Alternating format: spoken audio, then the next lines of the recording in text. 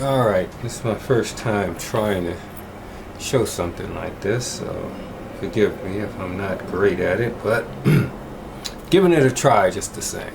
Anyway, here I am, so trying to sew these coins onto my makeshift wrist bracelet here that I made. And I know you're like, what the heck is that? Well, I used red thread because I was just lazy. I didn't feel like changing the machine. So there you have it.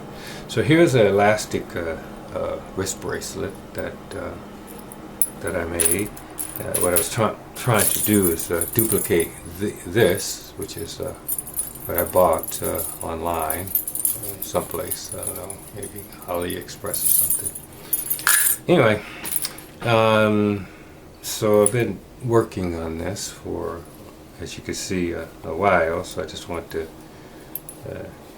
videotape the process that I use for getting on here, which I don't actually like. I'm gonna try to change it, but just want to get this documented. So anyway, first of all, let's put a knot in my little string here. So I'm also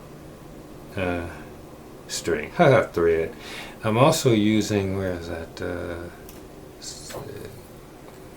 I got several suggestions: wax thread and bead thread, but what I was recommended to me in the shop, and I asked the lady, let's see, oops, turn that around here, is nylon upholstery thread. So we'll see how this works in the long term. Alright, so get my little knot there, and then I find a spot pretty much at the bottom of the edge of the bracelet. I kind of come through, and then let's see.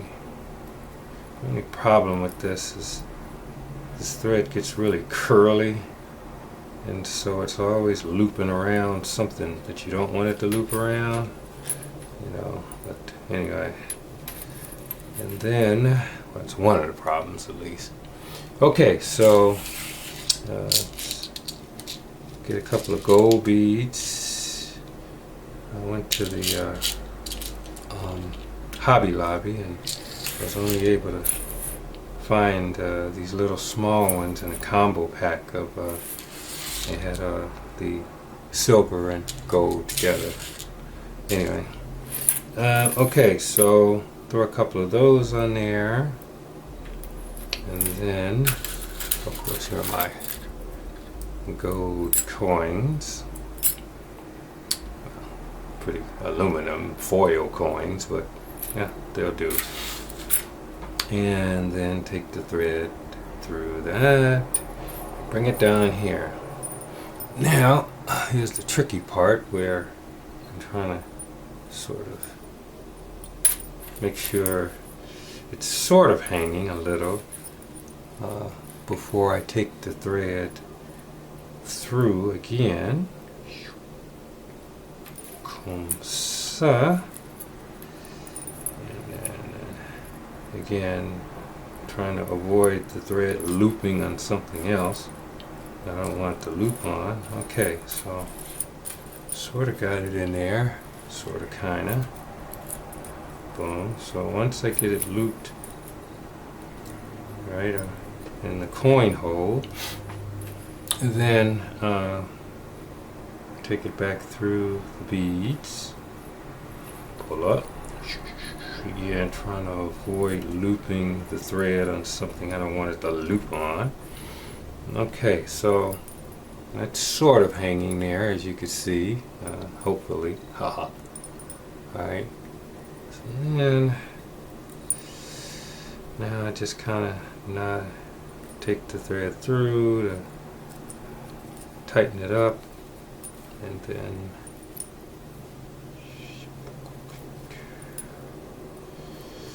I need a different camera angle, I can see that.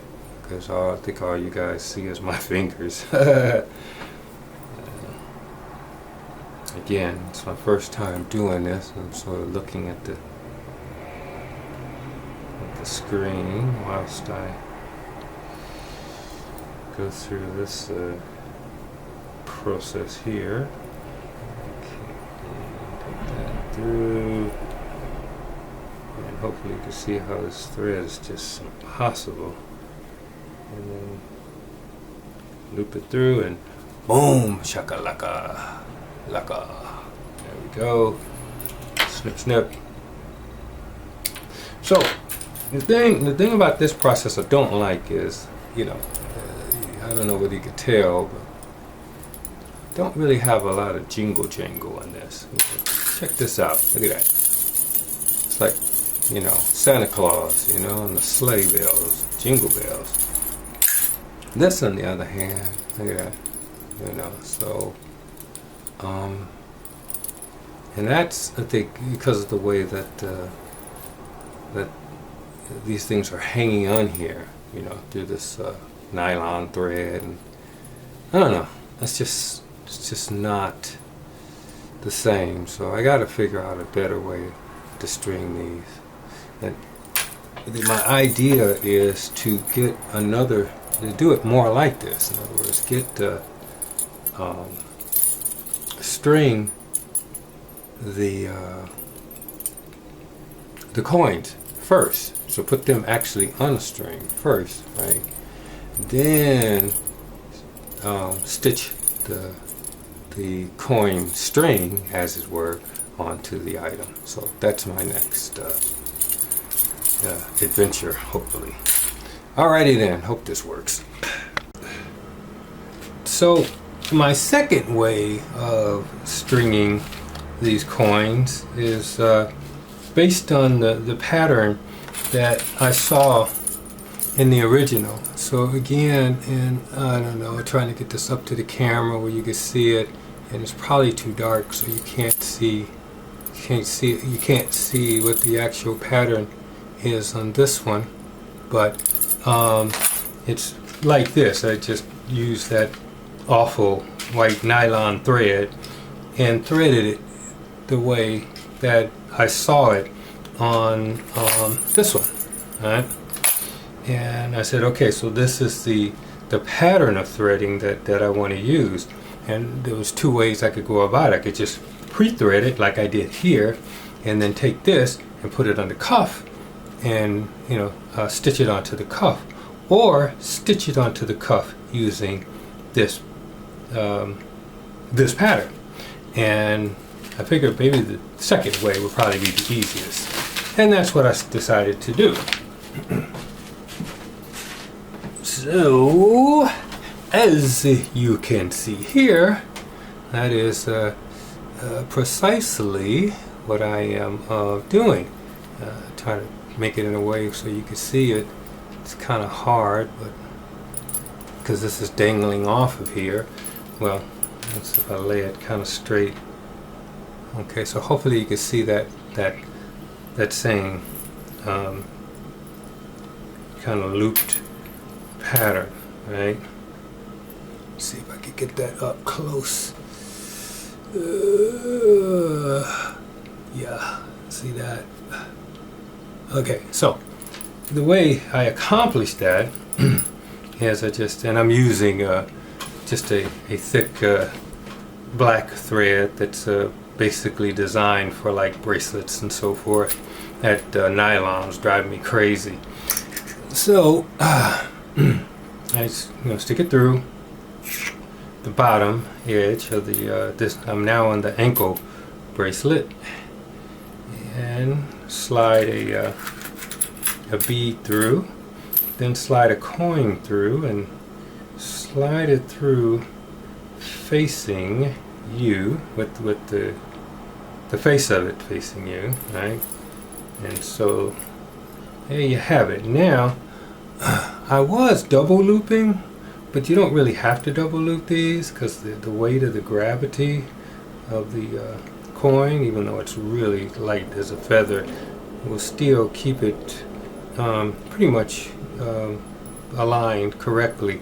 So I just loop back through the bead like this, and make sure you don't take the needle through the thread, which I have a tendency to do from time to time. All right. Okay, so now, as you can see, yep. So now all I have to do is just decide how much of a hang that I want on this. You see, all right, because it's already. Well, I'll bring it.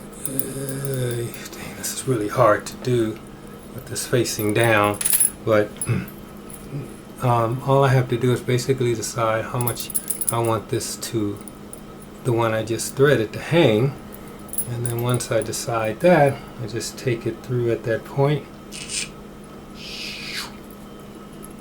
Again, trying to stay pretty much at the bottom.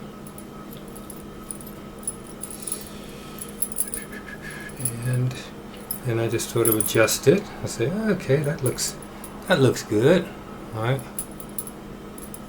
I have to remember not to shoot at this angle again, because it's hard for you to see that. But let's see here. Oh, this is terrible. Oh, there we go. Okay, that's a little better. Okay, so that's the last one there. And then all I have to do is just take it through one more time and pull it, because of the thickness of the thread. Don't even have to tie a knot, and boom. And then that one's done. Okay. Okay, I think this is a better angle. So again, this is the wrist bracelet that I purchased online, and I just wanted you to see the way that the coins are threaded on it. And as you can see, there's like there's a little let's see. Right, so you see the thread coming here, and then it connects this bead, loops through the coin, right, comes back through the bead, and then comes over, and then the same thing. So that is what I am attempting to recreate here, right? And I'm just eyeballing this, so I didn't take any measurements or anything. I'm just like going for it, essentially. Okay, so again, that process is, and I think this is easier than what I was doing before. So I'd slip a bead through, I slip a coin through, and make sure the face of the coin, by the face I mean, I don't know if you can see this thing, but that's the front and that's the back. So I want the front of it facing me. As I put it on there, right? And as I said before, I mean, you can double loop around the coin. I don't think you really have to, because as you can see, it just, look at it, it just sort of hangs there. So I loop back through the bead, right, and take it over, and then just sort of eyeball it and say, okay, is that a good enough hang for that one for me? And I say, yeah, it's okay, it works. So then I just take the needle and put it through underneath that spot, and sort of adjust it a little and say, okay, is that, how's that? Yeah, oh, yeah, okay, that works. And now all I have to do is take the needle through one more time, but of course, I run out of thread, so I'm gonna have to jury rig this one, because I don't have enough thread here to finish it. So what I'll probably do is I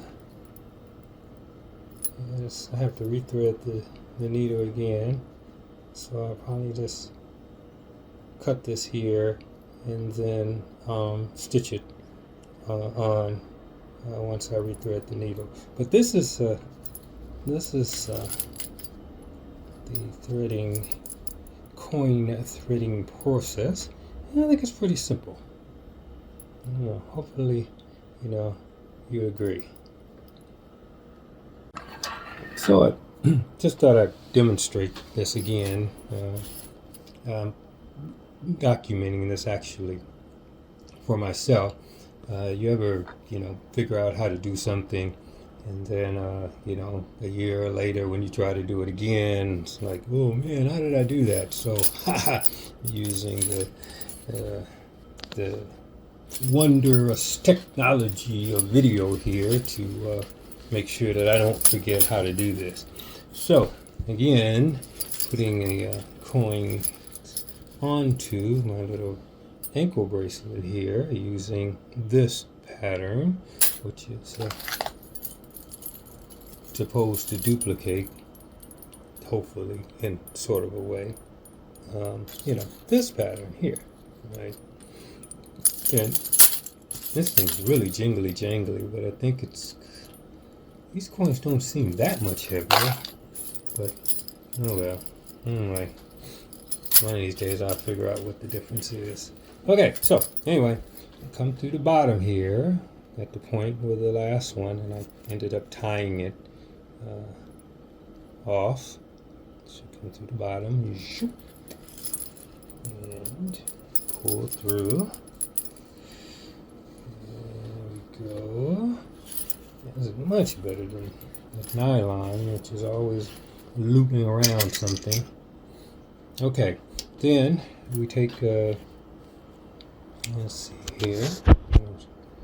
Then we take a little bead, drop it in there. Then I get a coin, and make sure it is facing me. And take it through. There we go. So take it. And then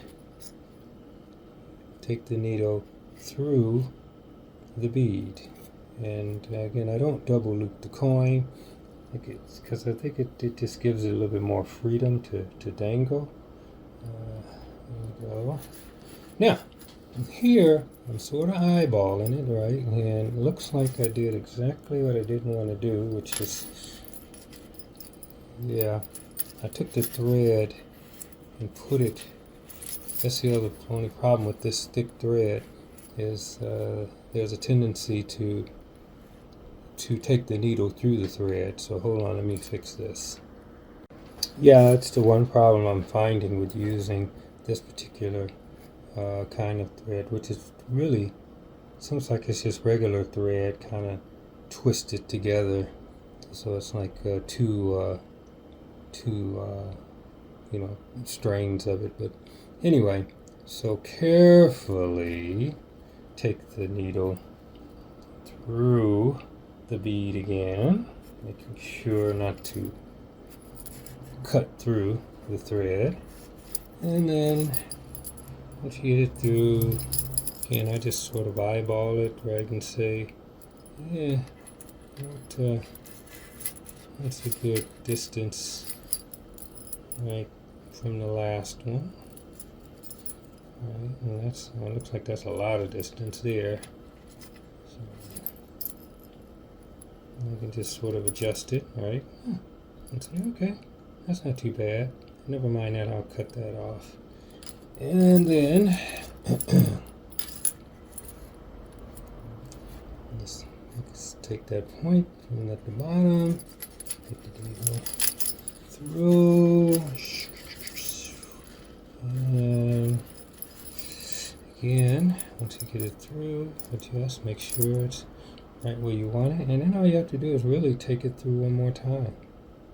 Say if you take it through the same spot, right, one more time. So Mary Bell used to say, one more time. I think she meant una mas, but do-do-do, and in there, and that's gonna stay. So this is where I tied that original knot. So let's just get rid of that loop. here. I don't want that sticking out. Okay. Alright, so far so good. Adjust it. Okay. Not too bad. Now, here's the other little note I got from Sparkly Belly. Was I need to put some nail polish on where it connects, where the thread connects to the coin, to keep the coin from eventually cutting through it. Haha, I bet you guys thought I wasn't paying attention. I pay attention to everything. That's right. I think I have to be the experienced seamster. I don't even know if that's a word, but I'm going with it. That I got to be today by ignoring good advice.